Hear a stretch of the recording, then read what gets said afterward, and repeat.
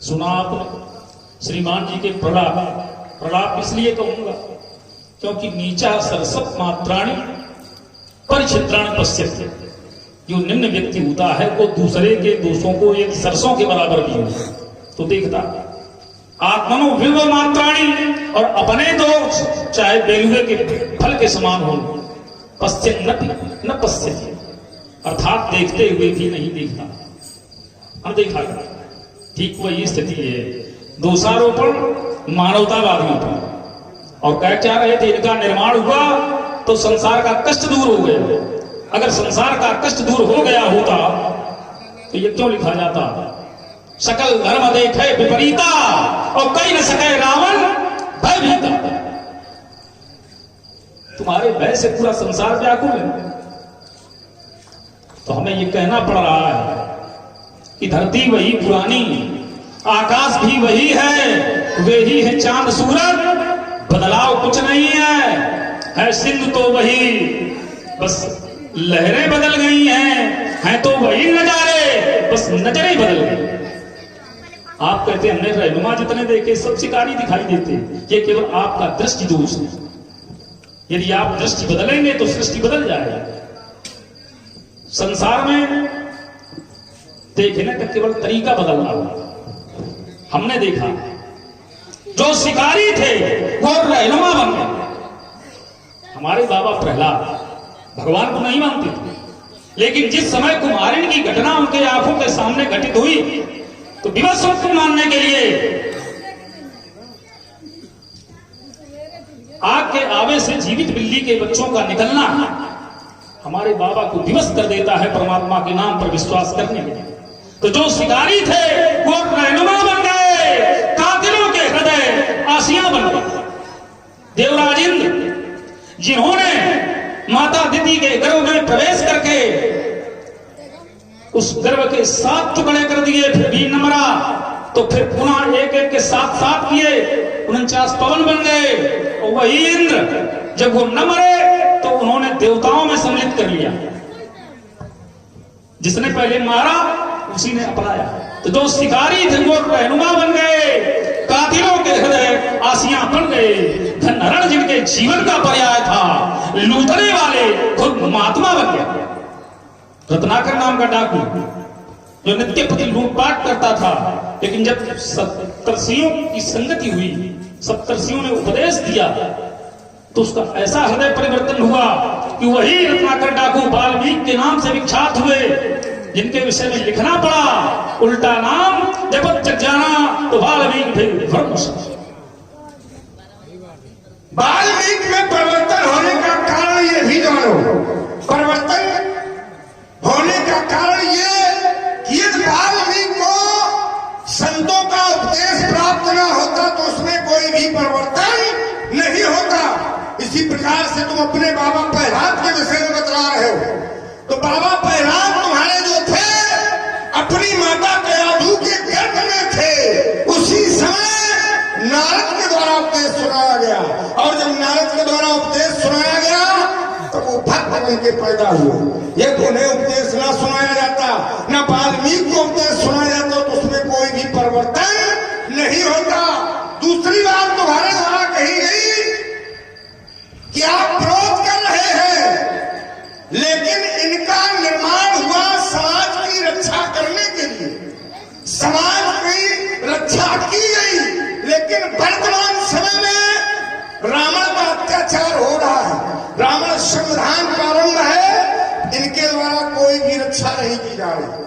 तो यानी ये कह दिया जाए कि ये मानवतावादी जो है ये केवल स्वार्थवश कार्य करते हैं, क्योंकि इनका जब कार्य इनके द्वारा हो गया, इनके द्वारा कोई कार्य नहीं किया जा रहा तो इन्हें समाप्त कर दो। यही मानवता क्या? यही मानवता है। मानवता की यही परिभाषा है कि काम निकल जाए और बाद में उसको समाप्त कर दो। अगर इसी तरीके से समाप्त कर दिए जाएंगे तो बताओ कोई दूसरा संत तैयार होगा अपनी अस्थियों को देने के? कोई नहीं होगा, क्योंकि संत यही सोचेंगे कि बस कार्य हो जाए और उसके बाद समाप्त कर दो। ये कहां की मानवता है? बस इसी का तो विरोध इरादा करता है कि ये मानवतावादी, क्योंकि मिथिला में धर्म की चर्चा हुआ करती, मिथिला विद्वानों की नगरी है। स्वयं राजा जनक एक क्षत्रिय राजा है और उसके द्वारा ही कार्य किया जा रहा है। समाज के रक्षक को समाप्त किया जा रहा है। क्या यही मानवता है? हमारा विरोध केवल इतने है, या तो ये अपने आप को मानवतावादी कहना बंद कर दें। एक बात बार बार न करें। बहुत अधिक भोजन करने वाला पहलवान नहीं होता, बहुत अधिक बोलने वाला विद्वान नहीं होता। विचार करें, देखो जो समाज की बातें हैं समाज में रहें। आपने बड़ी अच्छी बात रखी है, तुम्हारे बाबा में परिवर्तन क्यों हुआ? क्योंकि नारद का संग मिला, नारद के संग से हमारे बाबा प्रहलाद भक्त हो गए। तो एक संत का संग हमारे बाबा को संत बना देता है, और तुम्हारे यहाँ दो दो महात्मा, तुम फिर भी मुचंडा बनेगा। तुम्हारे बाप महात्मा, तुम्हारे बाबा महात्मा, फिर तुम क्यों दुष्टात्मा? तुमने परिवर्तन नहीं हुआ।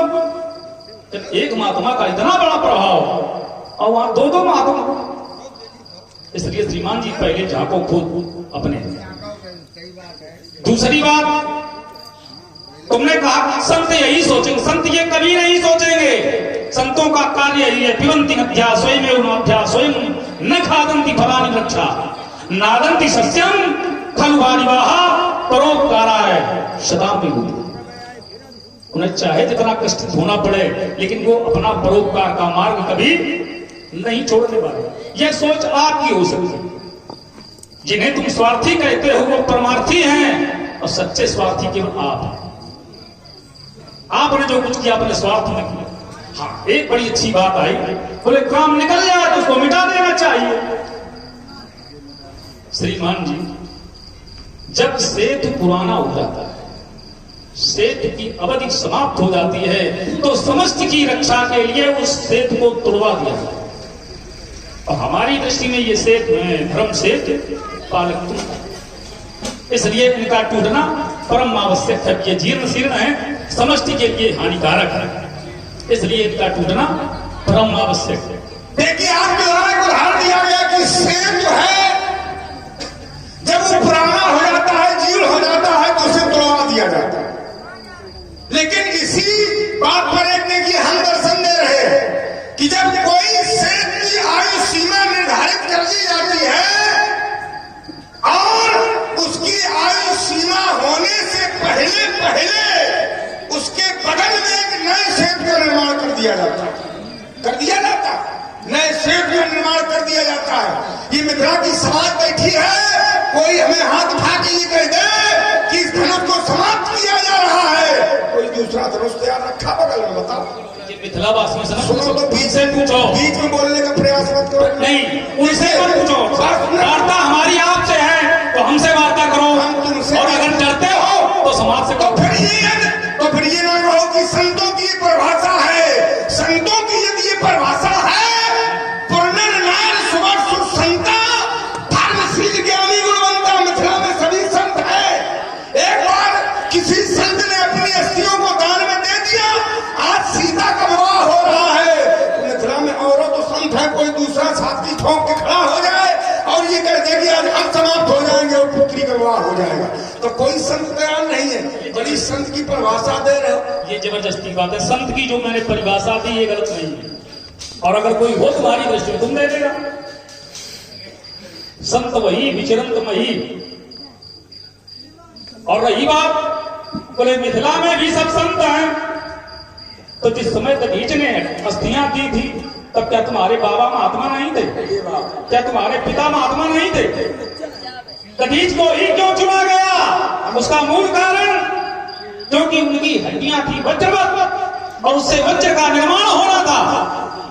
और आज इनके टूटने से सीता का विवाह संपन्न होगा, समाज में किसी के टूटने से नहीं होगा।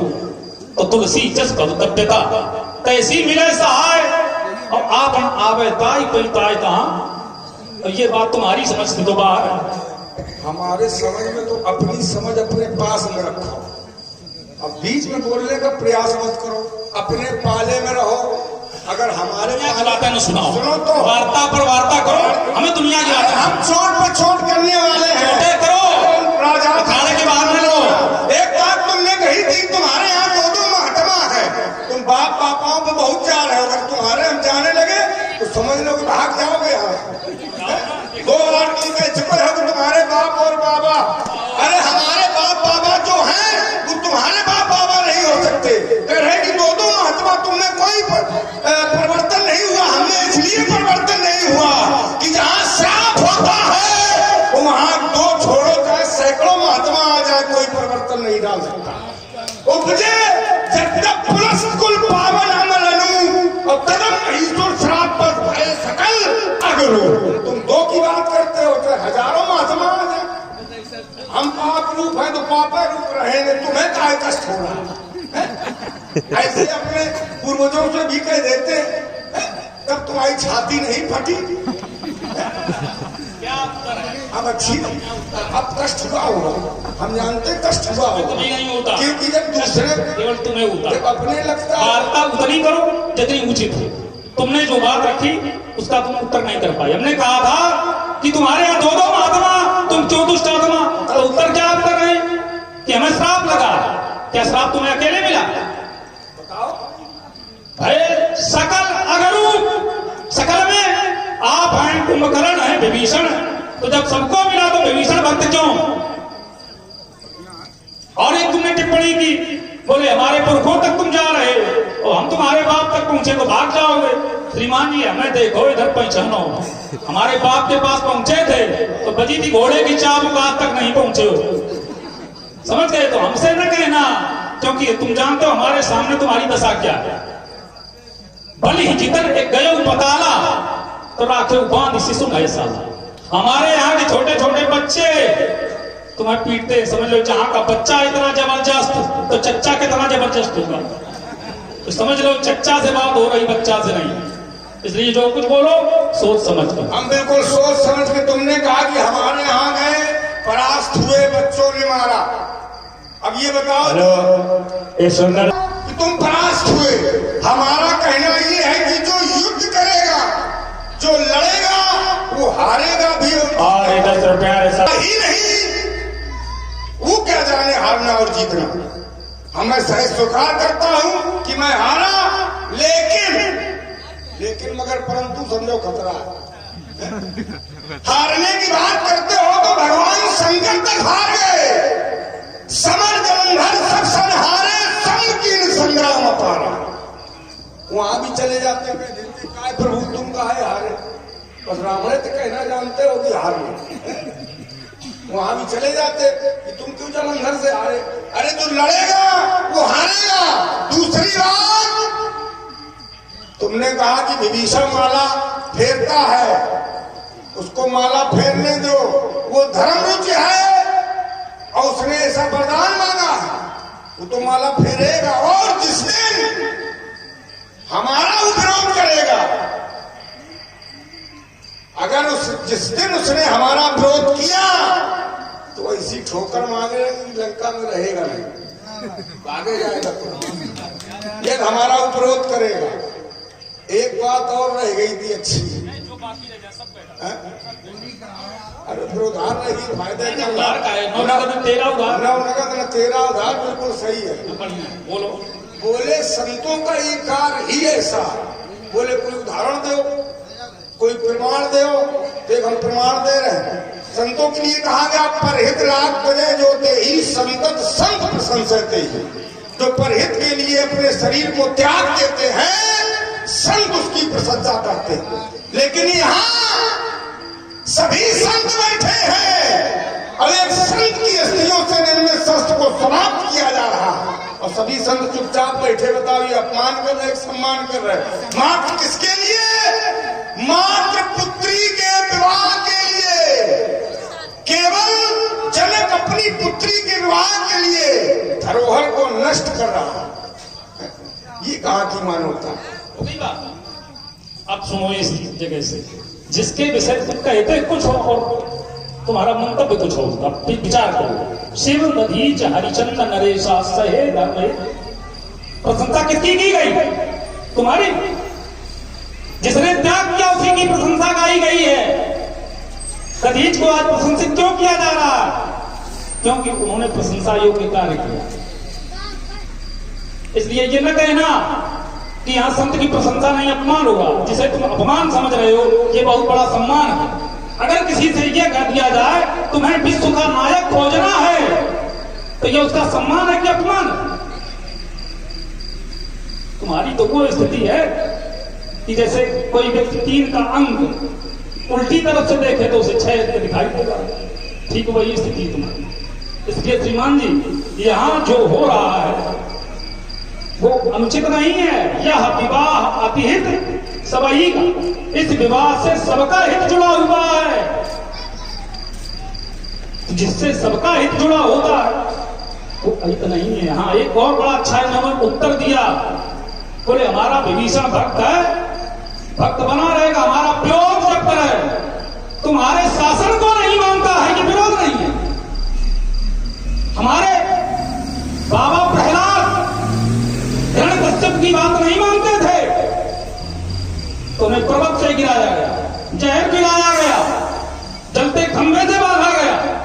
और तुम्हारे यहां विभीषण तुम्हारी छाती पर भगवान का नाम लेता है, यज्ञ करता है, पूजन पाठ करता है और कहते हमारा विरोध नहीं करता।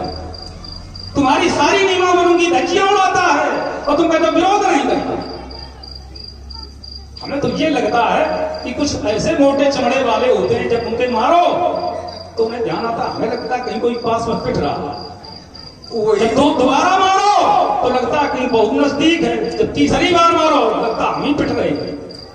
वो स्थिति है तुम्हारी। इसलिए श्रीमान जी अपने आप को जानो, पहचानो, जांचो। देखिए आपके द्वारा कहा गया कि हमारे बाबा प्रहलाद ने बात नहीं मानी, चित्त भी मेरी और पट्ट भी मेरी, मीठा मीठा गप कड़ू कड़ू थू। अभी हम ये कहने लगे तुम्हारे बाबा ने अपने बाप की बात नहीं मानी तो बताओ, जो पुत्र अपने बाप की बात न माने तो बताओ काहे का पुत्र? क्या उत्तर है? यही उत्तर है। ना यही उत्तर है। तो तुम्हारे लिए क्या कहा गया? मां नहीं मां तू, देवा नहीं देवा, साधु संत बाबा सेवा। यही कौन हो? तो फिर तुम कौन हो? तो फिर हमारी बातें बुरी क्यों लग रही है? जब बुरी नहीं लग रही है। सुनो, जो उत्तर करना चाहिए वो उत्तर करो। हमने पूछा क्या? विभीषण भक्त क्यों? विभीषण तुम्हारा विरोध कर रहा है, उसकी छाती पर क्यों नहीं चढ़ते हो? यदि कोई अन्य करता है तो नहीं हरि भगत यज्ञ तप ज्ञाना सपने सुनी न वेद पुराना।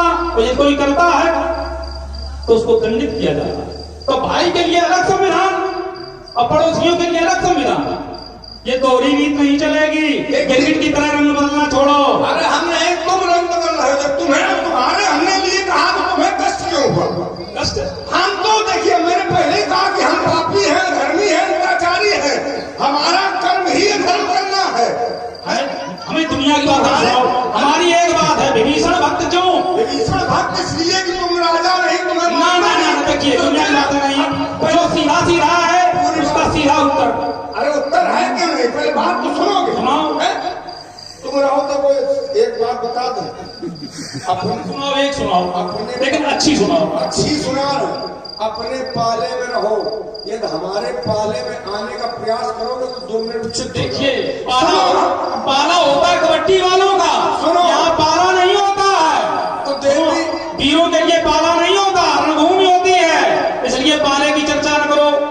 वही हम कह रहे हैं कि यदि हमारा भाई भक्ति कर रहा उसका भी एक कारण है, ये भी एक राजनीति है।